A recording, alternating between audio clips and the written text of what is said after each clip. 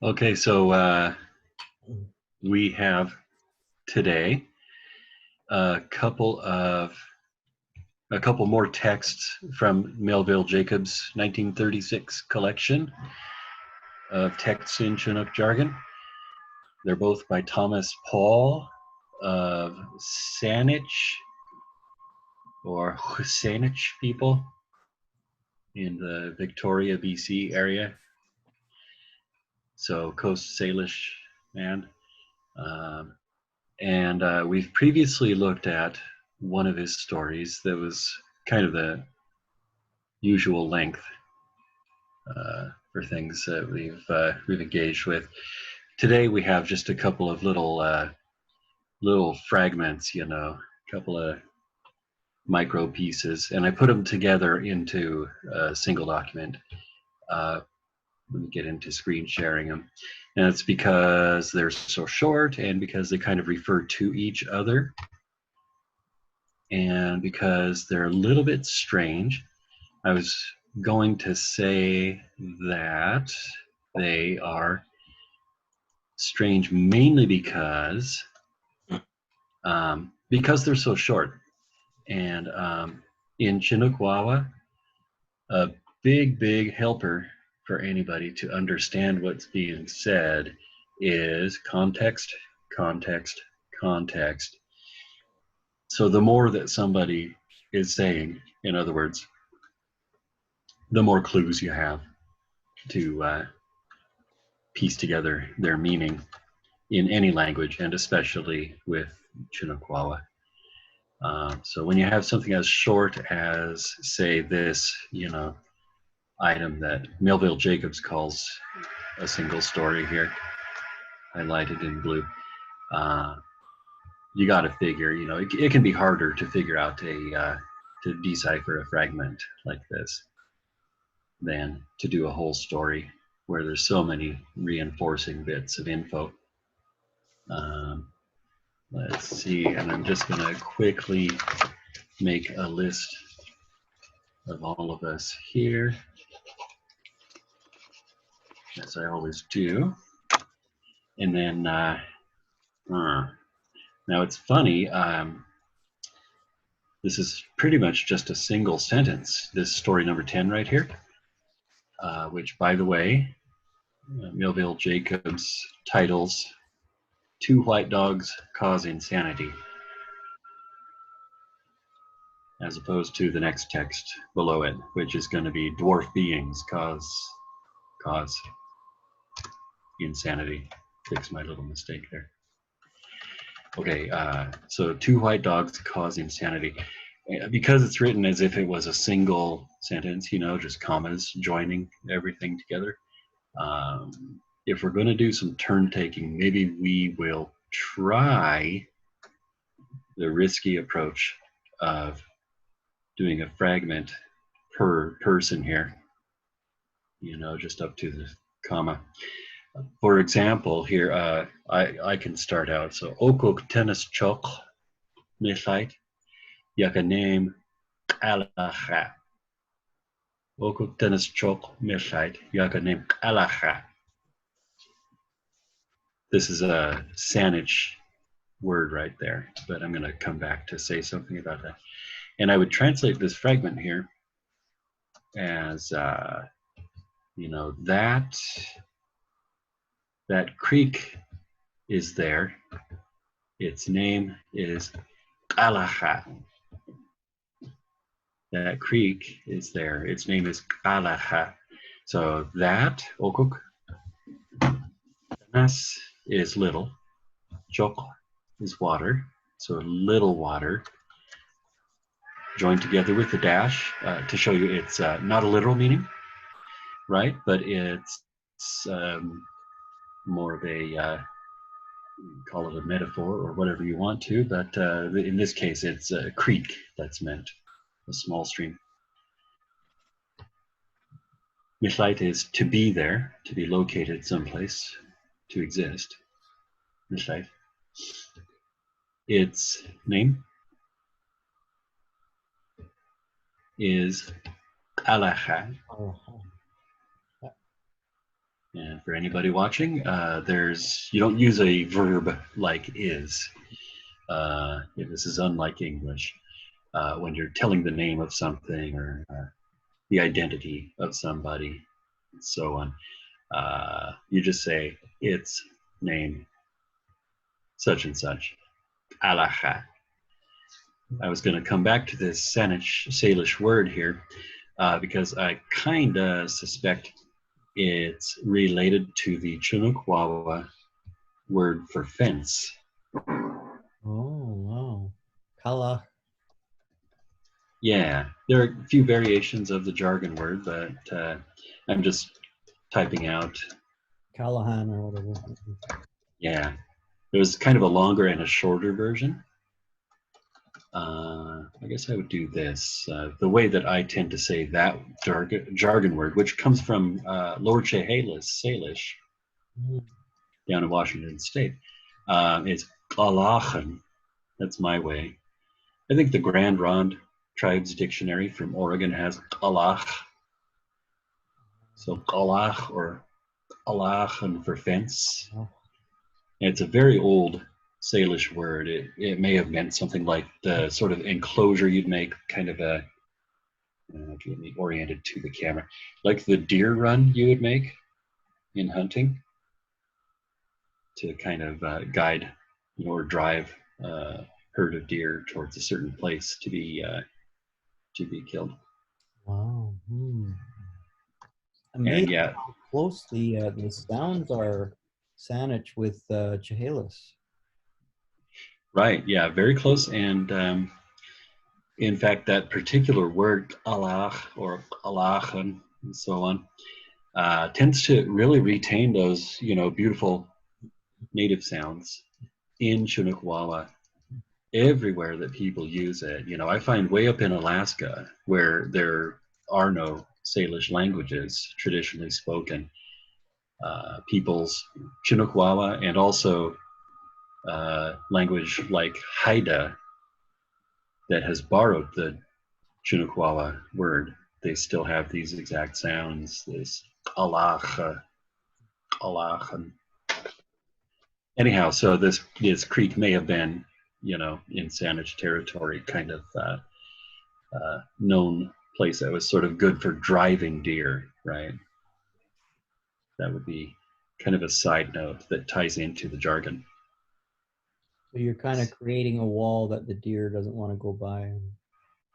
Right, yeah, whatever it is, sort of a bunch of brush, small branches, shrubs, what have you, or maybe just people standing around making noise. As far as I know, I actually am very ignorant about hunting myself, and it's a shame. So, yeah, there's just that one little phrase there. Okay, this creek is there. Its name is Alacha. That has a classic kind of Vancouver Island Salish accent as well, right? These sounds, as opposed to the more frequent Chinook jargon, in our related word. Anyhow, so the next little chunk here, rain, maybe you could get onto this, and it'll be plenty to talk about, I think. P sometimes Nasaika Hulaman Tillicum, and I think that's English then, and sometimes. P sometimes, and sometimes we different people. Sometimes we are different people. Yeah, obviously hard to make firm sense of what it's saying. So yeah, I'm just right there with you. So word by word we have and, sometimes, we or us or ours, different people.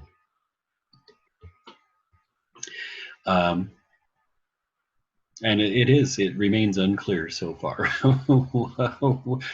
how exactly to understand this, how to put it into English. But, and sometimes we are different people, or maybe it's our different people, our strange people, possibly. Couple of comments here. This is a whole bunch of British Columbia Chinukwawa in just a few words. Some is used in BC, not in other places. We actually see it quite a bit in the Kamloops area. The letters that Native people wrote in the BC Chinook Peepa alphabet. And so this sum turns up quite a bit in my dissertation about that. Times, all by itself, times or time, is another frequent word. It's known in the Columbia River area, the older dialect, but it's quite common in BC jargon. And then this right here, Holoiman, is a Vancouver Island word. I see Louis Miranda used the N on the end. Usually it doesn't have the N there. Right, and so Louis Miranda was, Squamish or Squamish, Salish, from the Vancouver, BC area. And so very close by here. I mean, that's like, 25, 30 miles from Thomas Paul's home place. I guess, maybe don't just call it Vancouver Island, but sort of lower mainland, coastal BC. For the usual jargon version, is without an N on there. This is the word for other or different or strange. Chaloima.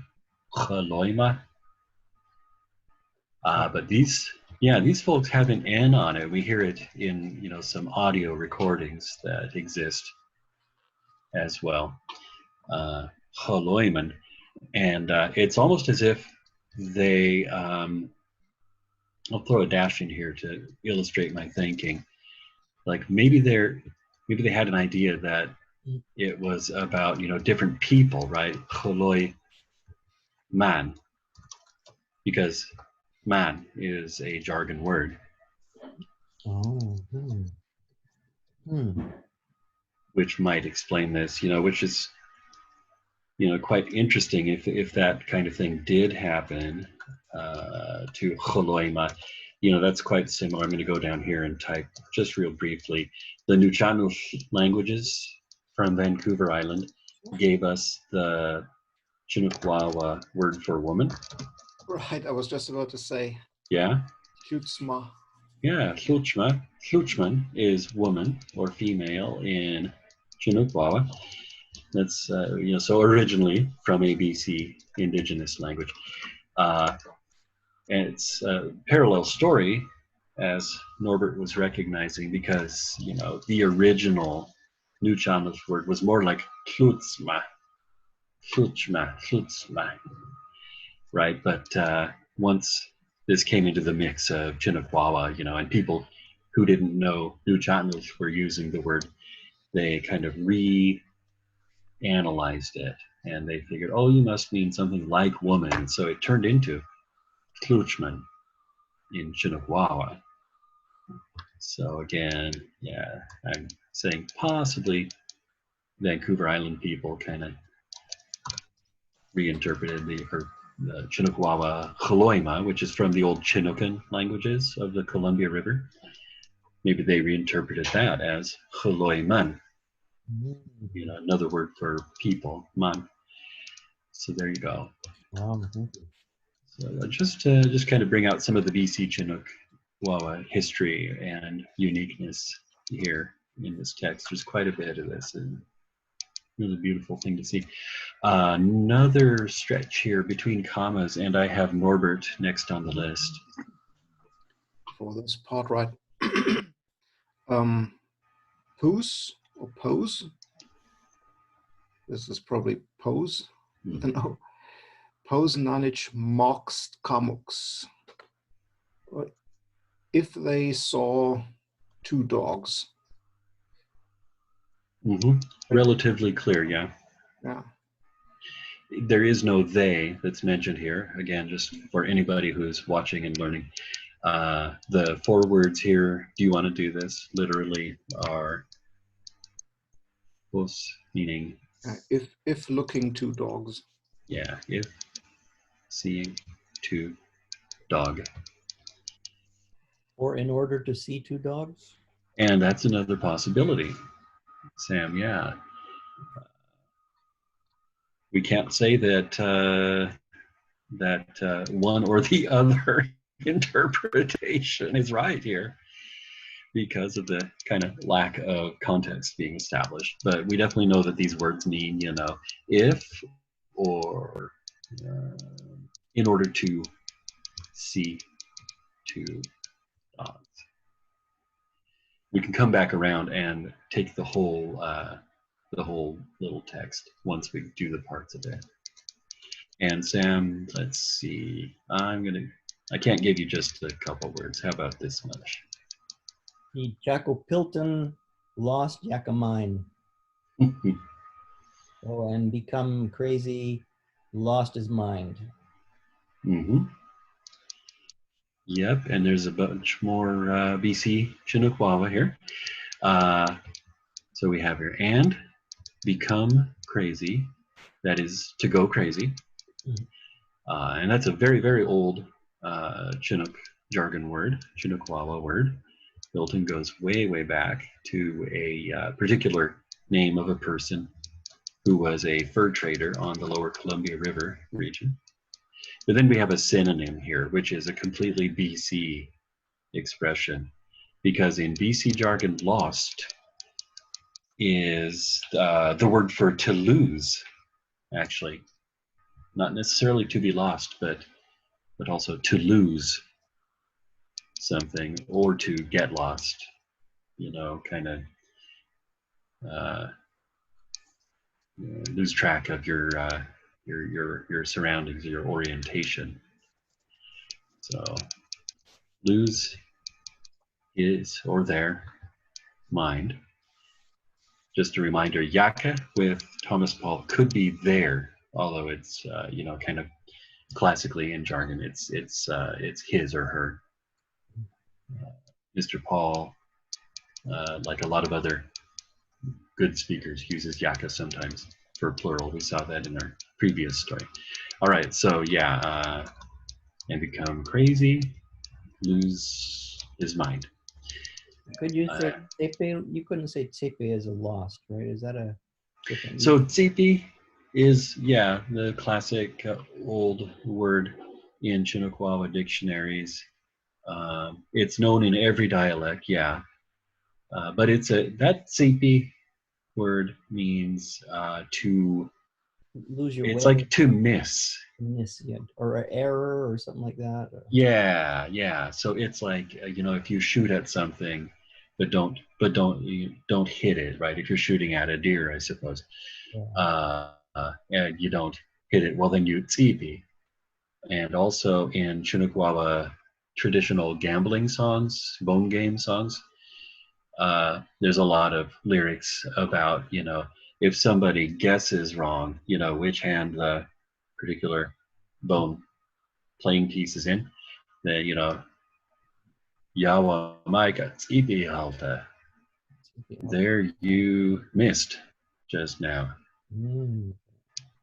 Yeah, and so again, as with so many, you know, BC Northern dialect Chinukwawa words that come from English, what we have here is a more specific meaning being expressed by a new borrowing from English. So this is, you know, to lose a thing, right? To lose your mind being expressed here, as opposed to missing or sort of guessing wrong. Let's see here. I'm going to not take another turn in this story. So Rain, would you do this bit? Pose Yaka Nanich Mokst Kamuks if he see two dogs, or if he see two dogs. Yeah. When he see two dogs. Aha, good. That's another possibility. Yeah. So both, we've already seen where it could mean if, or it can mean in order to. It also commonly can mean when. I think here it's, when or if he sees two dogs. Relatively limited set of interpretations that we can take there. And Norbert here.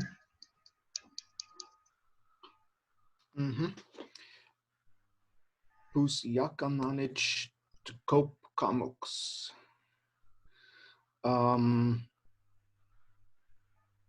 Well, again, this can be in order to, or when or if he sees or if they see a white dog or white dogs.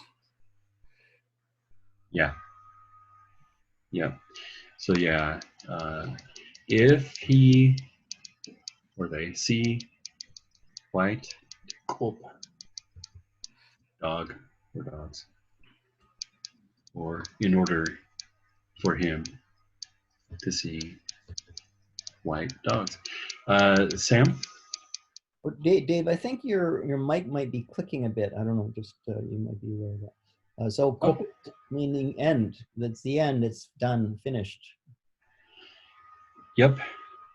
Kopit means finished, or end, or only, or that's all. That's it. So, yeah. Okay. Yeah, I think my leg was jarring the table where I'm sitting, so sorry for the noise there. Oh, okay. You So could say finished. You could say finished. He's finished. He's done. done, yeah. So overall here I kind of think Thomas Paul was just kind of giving a stream of consciousness description. Maybe he was pointing at a place and showing Melville Jacobs something in a very casual way. This is not really a story to me, but he is kind of giving some traditional knowledge about this particular location and kind of putting things together in loose translation. It's like,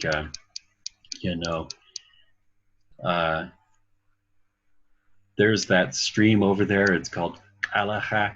And sometimes our strange people, if they see two dogs and go crazy, lose their mind, if they see two dogs, if they see white dogs, that's all.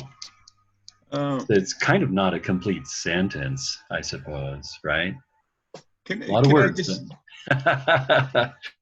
Can I just ask about then the piece sometimes, the Saika Hulama Tilikum, and I took that to be and sometimes we are different people. Yeah. Because if you see the two dogs, then you go crazy. Mm-hmm. Yeah, that is possible, right? So it's something that apparently happens or did happen at this particular place. It's associated with that area. This typical for a lot of the indigenous traditional knowledge that we're told about. A lot of it is anchored to a place in the land, and sometimes there at that place, sometimes we are different people, right? Kind of idea. Sometimes we get different there if we see two dogs, two white dogs, go crazy, lose our minds. And a related question to that the kulaga, does that have any meaning at all in terms of setting a boundary? No, No, okay. Well, I mean, I'm not. Well, sorry, I'm not sure what you're asking there. Well, no. This kind of like it's almost as if it's the reason the water is mentioned is because it is a marker. It's some kind of a line, and that's why I'm just wondering if the name also implies a boundary of some kind. Well, I should confess, I added these words here from a footnote in Melville Jacobs' publication. Oh, the name. So he didn't say these. Thomas Paul did not say these in jargon. Okay. So I added them for context, but we have to kind of recognize, yeah, it's not something that the speaker himself said. Okay, fair enough. Yeah. So that's kind of the source of my quick no there. I don't want people to infer too much from it. Yeah, that's fair enough. Yeah. So he's what the speaker was actually saying then, that there's this creek where this happens. Yeah. Do you know that it's a real creek, or is it like a tennis chuck? Wouldn't it be a coolie chuck? Well, I mean, Melville Jacobs, says in his footnote that it's a creek. Oh, okay, all right. Okay. And, that's something for further research, right, that we might be able to find out. Sometimes you can chase down the indigenous names of places. Mm-hmm. And I do believe in a published book. I think it's, Timothy Montler. Well, in fact, now it's gone from a very small book to a gigantic published dictionary of this language, Sinchothan Salish, which I haven't gotten a copy of yet, but I bet you the information about this will be in there. It's by Timothy, what is his name? Montler, Montler. He's a professor of linguistics, University of North Texas. Worked with Sinchothan people way back, and then I guess Tim retired, and anyway, he came back to the Victoria area, did a whole ton more work with the people, and got things into shape. What's the name of the book again? So it's a Sinchothan dictionary. Sinchothan, okay. And it's in their particular alphabet, but it looks like this, all capital letters. A couple of extra symbols in extra diacritical marks on the letters, but it looks like Senko-ten.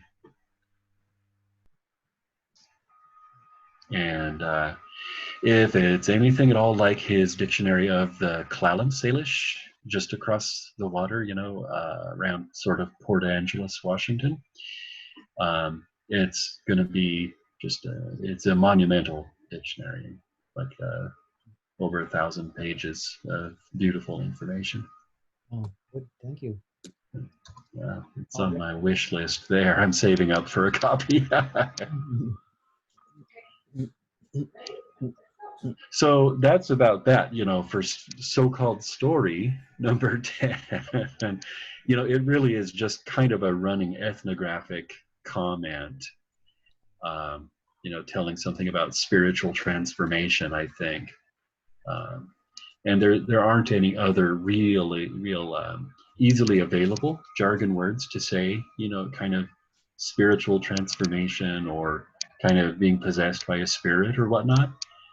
But to my understanding, there are those ideas, in the traditional culture there, like the winter dances and so forth. So I suspect that's kind of referring to this sort of thing. And story 11 is pretty similar material here. I will take the easy fragment right here. Its name is Telekum. That's how it's written out phonetically by Melville Jacobs. Its name is Telekum.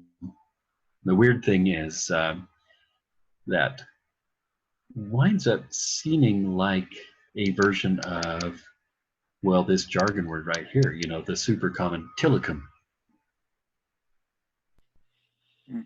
from the detailed representation of these sounds here by Dr. Jacobs, I thought, oh, another Sanchothan Salish word.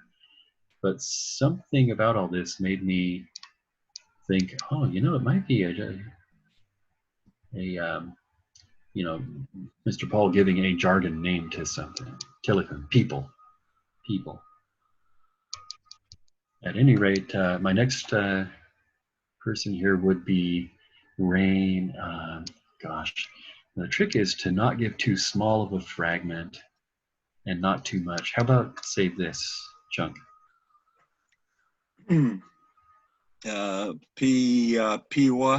Piweth kakwa pos huliman telecom pi yaka nanich some man.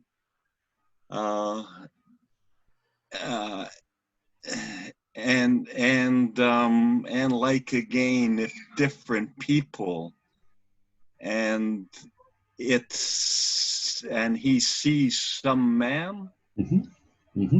Yeah. Yep. So here he seems to be referring, I mean, this maybe was spoken just the instant after story 10. Okay.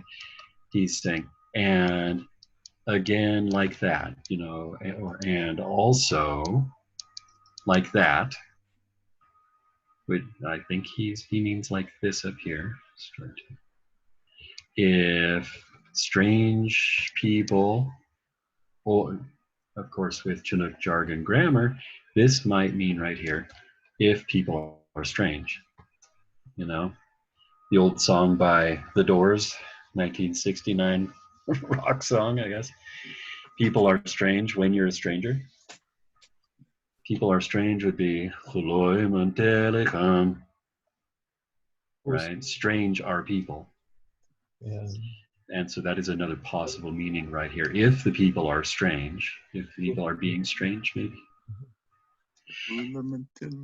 I can't get that out of my mind now. The I'm Doors. waiting for the video to be uploaded by you. Norbert was a rocker in the day. Maybe Norbert will do that for us. Sequoia would be the one. If this can be done. That's the kind of translation that I do the most of in jargon. To be honest, in my head, I translate Patsy Cline and The Doors and stuff. Patsy Cline, I think, is perfect for jargon. It's a good language for drama. Okay, yeah. So if people are strange or something like that, and they or he see some, there it is again, at BC jargon word, some man.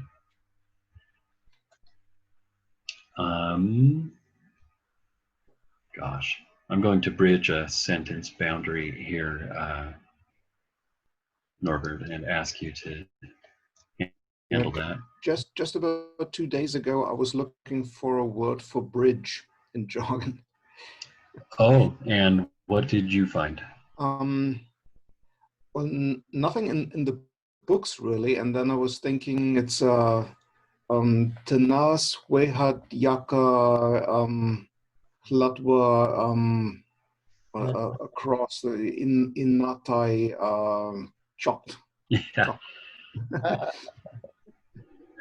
Well, my short answer is if you don't find a jargon word in the published dictionaries, please look at my website, because I show lots and lots of extra stuff there. Very common word in BC, particularly, is reach. So another of these newer sort of words taken in from English, yeah, reach. Can I question related to that, Dave? Would you know how common were pre-contact bridges? I don't know. Okay. There's some cool photographs of, they're labeled Indian Bridge is Indian Bridge over such and such a stream, or usually in BC, by the way. So they're in the provincial archives, but it's unclear whether it's an old style or a new one. Yeah, there's one, I think it's around Lytton, Yeah. that there's a lot of photos have been taken of over the years. I don't know if it's still standing. Why I asked the question, just the other day I was reading, and it kind of said how common bridges were before first contact. And I thought, well, isn't that interesting? Because I've never seen a picture or anything of a bridge. That's wondering where that came from. So that's all on Yeah. the subject. I'll just leave it alone. Yeah, it's pretty interesting there. I've wondered about it myself. You see these photos, and they're quite a similar style to anything that other folks would have built. And meanwhile, in sort of every story that you ever get access to about traditional life, I mean, people were just so comfortable in canoes, right? In their watercraft. It was Right. sort of nothing to just hop in and go across the stream Right. much of the time. Yeah, anyway, bridge is the only word I know in jargon for that. Yeah. I see. So here we have Yakananich tenas mantilikam. Well, Yaka wacht kakwa. And so on and so on.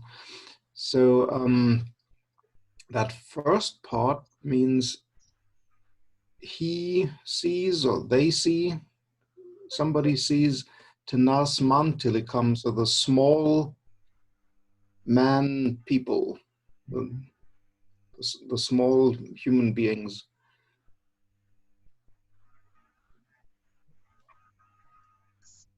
And well, again like that. Yeah. They are. Right? So yeah, he sees. I wasn't quite sure about the first dash here. Mm. Don't know if it's crucial, but anyways, small man people, male people. The small male people, yeah, little men, which could be dwarfs or whatnot. And actually, with the dash in there, you might kind of misunderstand this as tennisman, first of all, which means boy. Boy, yeah. So boy people. And it is possible to say that, that people do say there were the things size like the boy people, the girl people, Hmm. just as sometimes they will say, mantillicum, right? The grown men, the male people. Maybe we'll leave the dash out of there because of that. Well, and we just recently, learned in one of our sessions, well is another good old jargon word. It's the real deal. Well, he or they are also like that, ... And then this goes over to Sam here. Usyakananich, small man, Imaika Chaco, Hilton. And if you see a small man, then you become crazy. That's about it. Yeah. Well, they're like that, or maybe this is it. Although that would be rare for Yaka to mean it. Well, they're like that also when they see a small man, and you, kind of generic you here, I guess, you become crazy. You go crazy. I feel like a dash is appropriate there. Mm-hmm. Yes, I noticed that this last part obviously had a switch of pronouns. Yeah. Because first he's saying Yaka, then Micah. So he's probably saying if somebody does that, if you do that, then you go crazy. But it has that impersonal you. Not necessarily just you as somebody. Yeah. Happens to people. In sort of more formal English, you say that as one, right? One goes crazy. One. But this is far from formal speaking here, I think, right? The guy is just kind of rattling off a few thoughts. And the way that you do, like if you're telling a story, you're likely to say it in a very structured way, right? Even if it's a story just off the top of your head, you'll have the consistent pronouns, you know, and a narrative stream that is running solidly through everything.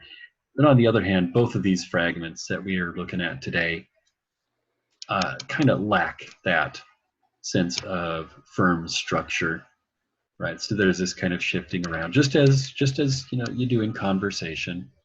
You know, yeah, they're like that also. You know, when they see a little man in the woods, and, you go crazy. You know, this is the way people really talk under certain circumstances. Yeah. So I feel it's not bad jargon, right? It's fluent stuff, but it's very hard to understand. You know, just as the first times I was exposed personally to how people actually talk Slovenian, you know, after a couple years of classroom learning of their language, I showed up in the capital city there for a summer session of classes, and I couldn't understand a word anyone said. Mm. Right? They're slinging the words around unpredictably Yeah. because they're living human beings. Well, like learning French in school and going to Quebec. There you have it, right? And in that light, you know, I want to emphasize that these two little fragments are actually quite precious for us because they're very rare documents of how people would actually just casually, you know, say how people would talk Chunakwa when they're just hanging out with somebody Mm. and not feeling a need to make full sentences and so on. Mm. So, you know, every little fragment here, you know, between the commas, you know, the punctuation obviously added by Melville Jacobs when he wrote this stuff down from a tape recording. Every little fragment makes perfect sense. It's all highly grammatical, right? And then our task really, probably 90 years later, is try and figure out, well, you know, what situation, what setting was this being spoken in? You know, what does the whole thing add up to? So in that way, it's kind of a really advanced lesson in jargon, and at the same time, it's quite baby steps lesson, right? Because all you can do is translate little phrases, which are not terribly hard on their own. David, I was thinking the Lost Yaka mine, Yeah. that was new to me in the sense that that was the first time I saw mine from the English mind used in here in jargon, and in pretty much every text and every context before for saying, you know, something was on his mind, or it was his thinking, his spirit, you know, it was dum-dum. But probably the dum-dum meaning heart, it doesn't necessarily always correspond to saying mind or you know, reason. Yeah. Yep. So just right there, yeah. The word mine is another wonderful example of how the language would take in more words, and at that time period they were usually from English, and for the purpose of having a more precise way of saying things. Because if you were to say, you know, with the old word dum dum, that definitely was more generic, right? It'd be harder to pin down what's happening. You know, is the person saying that they lost heart, you know, or lost thought, because those are other meanings of tum-tum, right? So yeah, instead, local English of the time that Mr. Paul heard and picked up provided much more precise way of talking here. And by the way, you know, Pilton also, Choco Pilton, which we've been translating as go crazy here, that also is a pretty nebulous concept, right? Compared to our English language going crazy, you know, we mean clinical insanity, right? Mental illness. Well, Pilton and jargon can mean, you know, just doing inappropriate things. You know, it's used quite a bit in the Kamloops region, you know, by the missionary priest up there, as the word Pilton for sinful, you know, doing sinful things. So Chaco Pilton could mean for a lot of jargon speakers, you know, becoming kind of unpredictable, you know, becoming a person who behaves inappropriately. So just on that level, both referring to the idea of tum-tum being an older, vaguer word for a mind, and then Pilton being a pretty vague word for crazy. Well, Lost Yakamine is very useful there to specify what it means. Mm. And Dave, the etymology of the Pilton, is that's a guy's name, right? Is that That's what we're told, yeah. is that a legitimate etymology, or do you think there's a Chehalis connection or something? Oh, right. So, I mean, there's a lot of folklore that this Pilton is supposedly a fur trader's name, Pelton or Felton. Archibald. Archibald, Felton. yeah, Yeah. is Or his first Felton. name. And it just, in a way, it has that feel of being too good to be true, right? It's such a great story. Yeah. So I did investigate that. And the research I've been able to do shows, what do you know? This was real stuff. This guy shows up in people's journals and diaries of the time. Mm. And he was looked on with great pity. You know, he got lost, I think it was. He was left behind by one of the fur brigades. I think he was out hunting in the woods, trying to get them some meat one day, if I remember the story. You know, but didn't come back in time. And they figured, well, oh, he's dead, he's lost or something. And they took off. So he was left alone, wandering in the woods, no idea exactly where he found himself, where he was. He apparently, by the standards of the time, went crazy, became helpless for a long time afterwards. He was a dependent kind of person who people took care of out of pity. Mm. Yep. So real person, and I think the name is Pelton with a P. Archibald Pelton. It's kind of a unique occurrence of that, you know, somebody's name becoming a jargon word. Wow. So it's a real story, huh? Good. Yeah, strange but true category. I told the story to somebody before, you know, talking a little about Chinook Wawa, and I said, just imagine, you know, it could have been Johnson, and then the word would be Choco Johnson or something. Yeah. Yeah, what a strange honor. Yeah.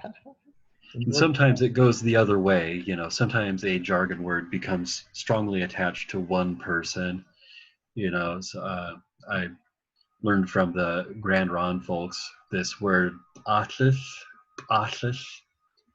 Let me see, in our way of writing, that'd be like this here. Atlas.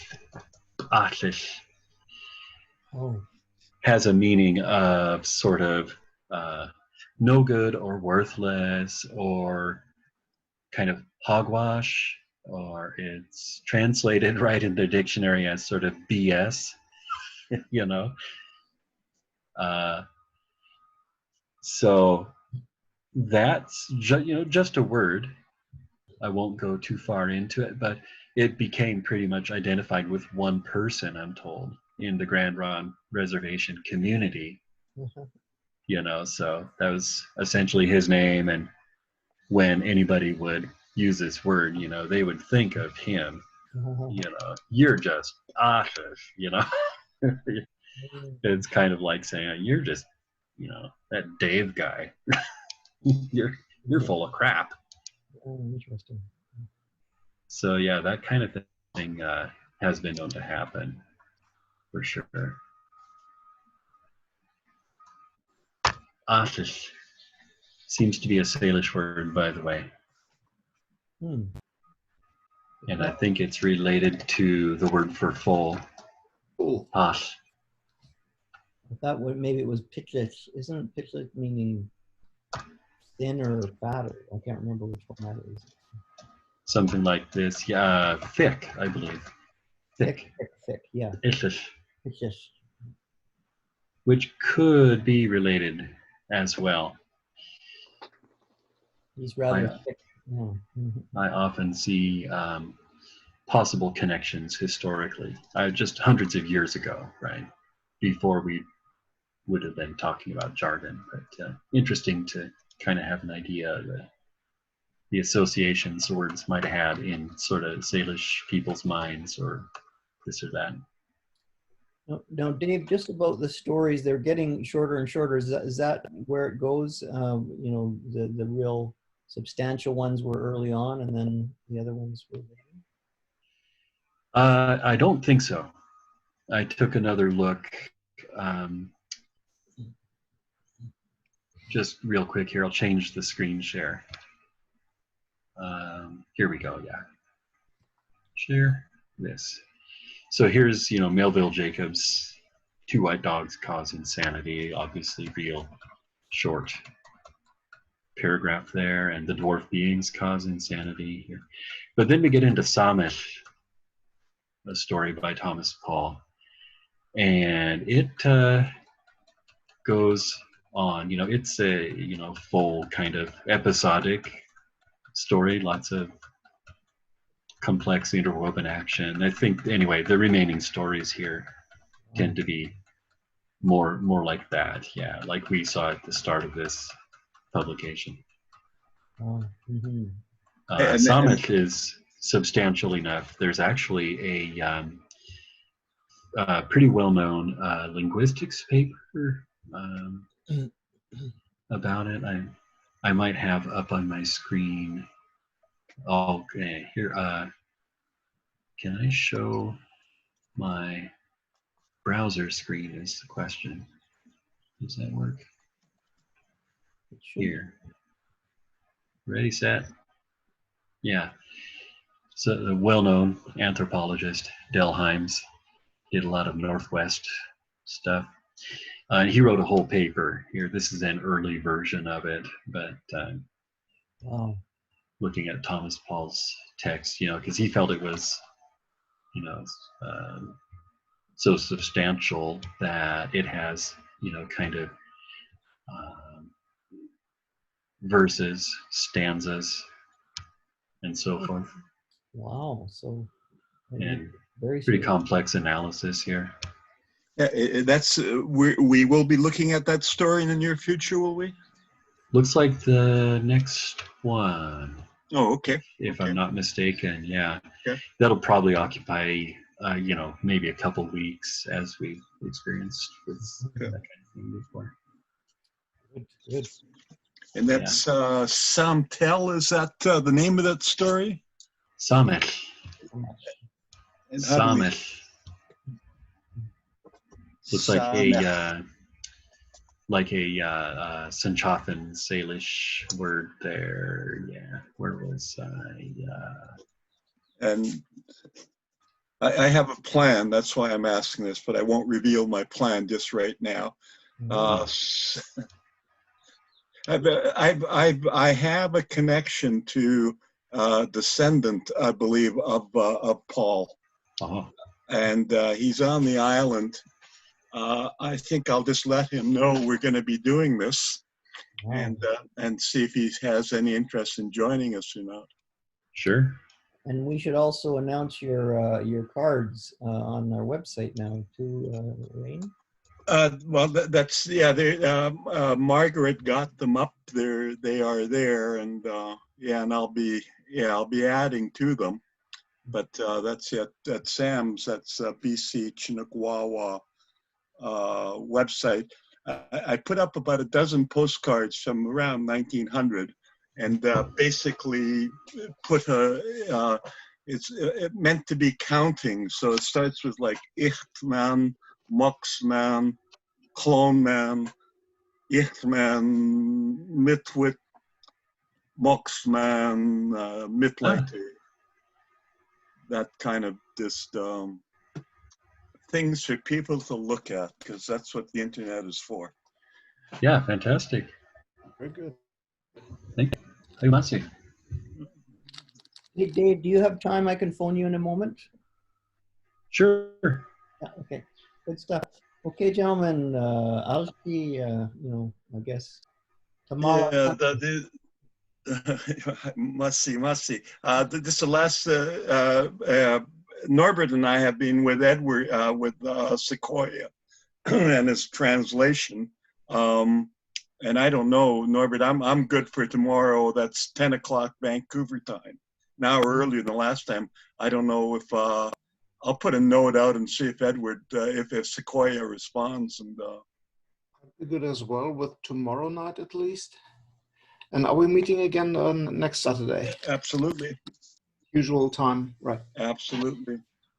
Yep, and for ongoing meetings, it's going to be a new meeting ID or a new link every time. And the reason for that is that other link of mine has gone out too many times for other things as well, and it is my link kind of a thing. So yeah, so there'll be each week there'll be a new link. So don't rely on something you had a few weeks ago. So, but okay, that's all I got then. Okay, see you maybe tomorrow, Norbert. Great, please. Yeah, yeah. It's been a Thanks, slice. I'll Masi. look up that up how to say that in Wawa. Yeah. Hailumasi, teacher. Okay, Okay, good. Okay. thank you very much, Dave. Okay. We'll get your name onto a Chinook Wawa list as well. Dave means brilliant.